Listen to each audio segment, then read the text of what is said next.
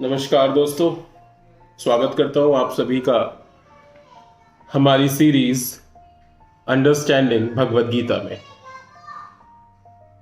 पिछले अध्याय 1 में आखिरी श्लोक नंबर 1.46 में अर्जुन अपना धनुष और बाण एक ओर रख शोक संतप्त चित्त से रथ के आसन पर बैठ जाता है।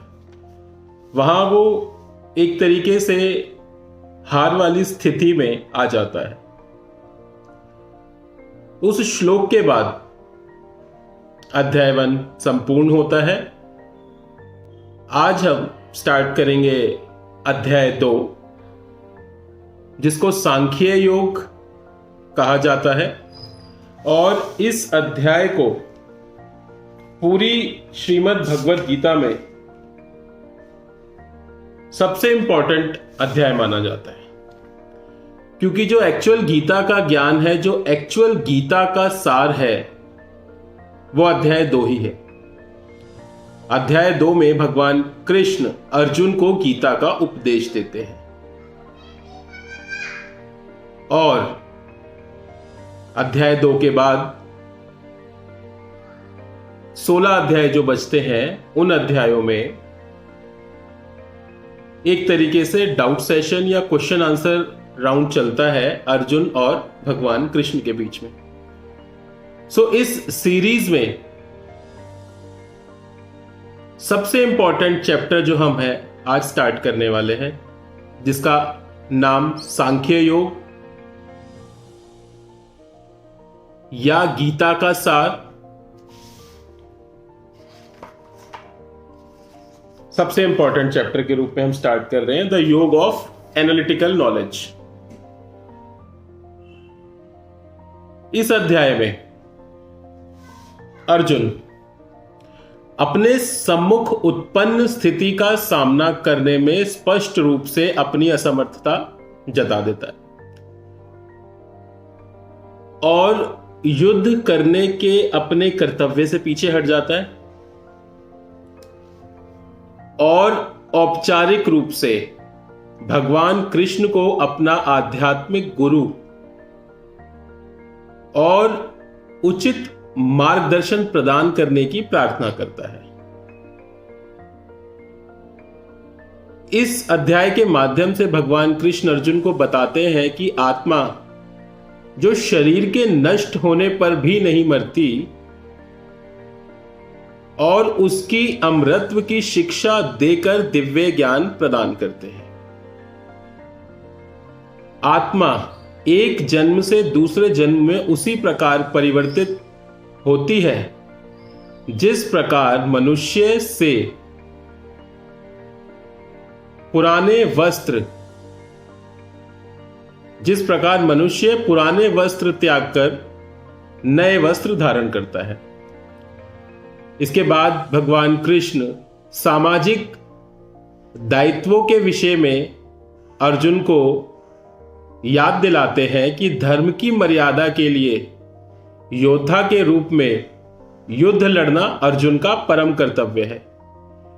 वे ये भी स्पष्ट करते हैं कि किसी के द्वारा अपना नैतिक कर्तव्य का पालन करना एक पुण्य कार्य है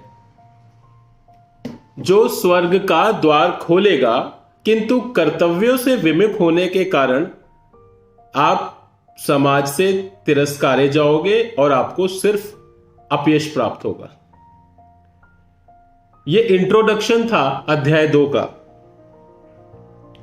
कि अध्याय 2 में आने वाले श्लोकों में क्या होने वाला है, उसका एक इंट्रोडक्शन मैंने आपको अभी दिया और डिटेल में हम श्लोक बाय श्लोक आगे चलेंगे। अध्याय 2 का श्लोक नंबर 2.1 स्टार्ट करते हैं। संजय उवाच तं तथा कृपयाविष्टम् अश्रुपूर्णाकुलेक्षणम्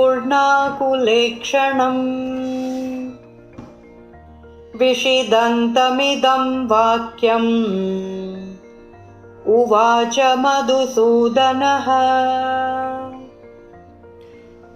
संजय कहता है कि करुणा से व्याप्त शोकयुक्त और अश्रुपूरित नेत्रों वाले अर्जुन को देखकर मधुसूदन कृष्ण ने ये शब्द कहे। अर्जुन की भावनाओं को व्यक्त करने के लिए संजय ने एक शब्द का प्रयोग किया, कृपया, जिसका अर्थ करुणा या संवेदना है। संवेदनाएं भी दो प्रकार की होती हैं। दैवीय संवेदना, जिसका अनुभव भगवान और संत भौतिक जगत में भगवान से विमुखता के कारण कष्ट सह रही मानवीय आत्माओं को देखकर करते हैं। दूसरी संवेदना वह होती है जिसका अनुभव हम दूसरों के शारीरिक कष्टों को देखकर करते हैं। लेकिन जो लौकिक संवेदना है एक श्रेष्ठ मनोभाव है। अर्जुन एक दूसरी प्रकार की संवेदना का अनुभव कर रहा था। वो युद्ध के लिए एकत्रित अपने शत्रुओं के प्रति लौकिक करुणा से अभिभूत है। गहन शोक से संतप्त होकर अर्जुन की निराशा ये दर्शाती है कि उसे संवेदना की आवश्यकता है। अर्जुन को भी सिंपैथी चाहिए, इसलिए अन्य लोगों पर करुणा करने का उसका विचार निरर्थक। और इस श्लोक में श्री कृष्ण को मधुसूदन कहकर संबोधित किया गया क्योंकि उन्होंने मधु नाम के राक्षस का संहार किया था और इसके लिए उनका नाम मधुसूदन या मधु राक्षस का दमन करने वाला पड़ गया।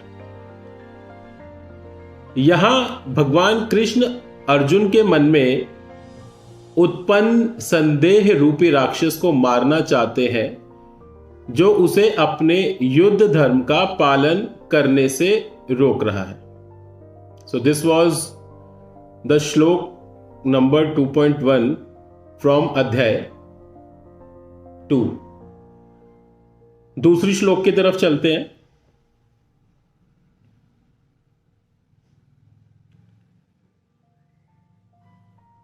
श्री भगवानुवाच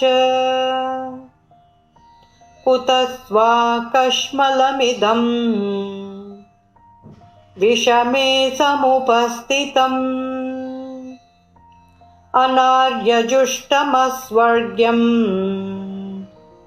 अकीर्तिकरमर्जुन।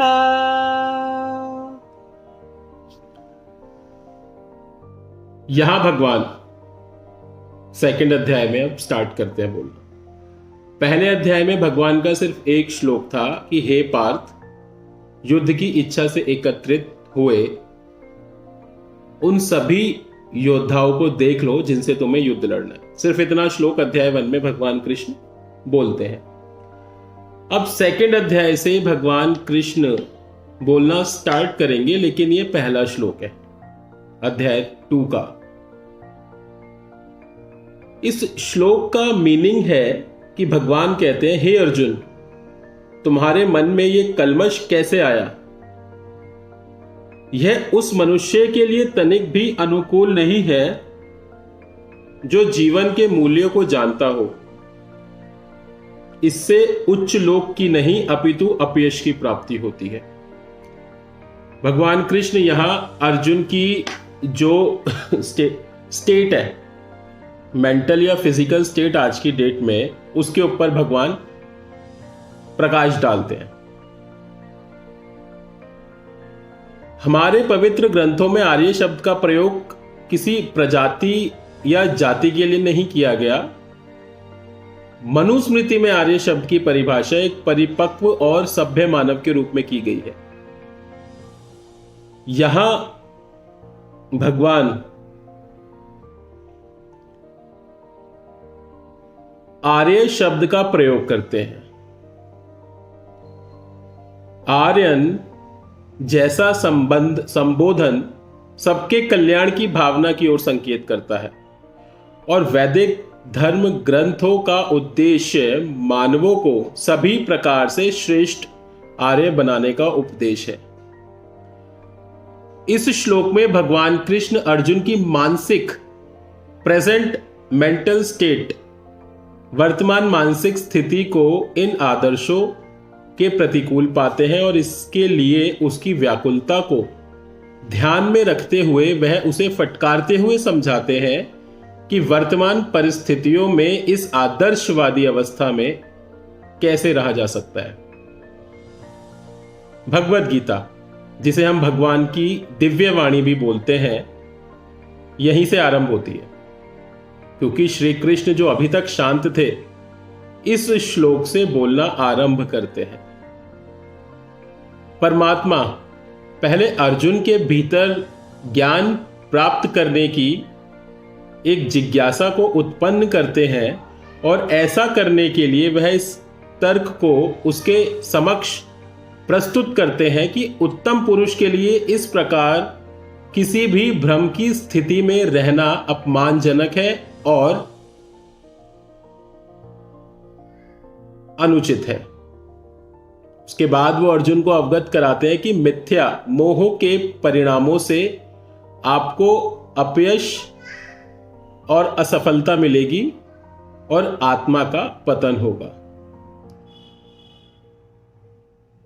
पहले ही श्लोक में भगवान कृष्ण अर्जुन को सांत्वना देने की बजाय उसकी वर्तमान मनोदशा को देखते हुए उसे और अधिक व्याकुल करना चाह रहे हैं, क्योंकि जब हम व्याकुल होते हैं तब हमें दुख की अनुभूति होती है, क्योंकि यह आत्मा की वास्तविक स्थिति नहीं है। इस असंतोष की अनुभूति यह उचित दिशा की ओर अग्रसर होती है। उसके बाद मनुष्य ज्ञान की खोज में आगे बढ़ने का प्रयास करता है।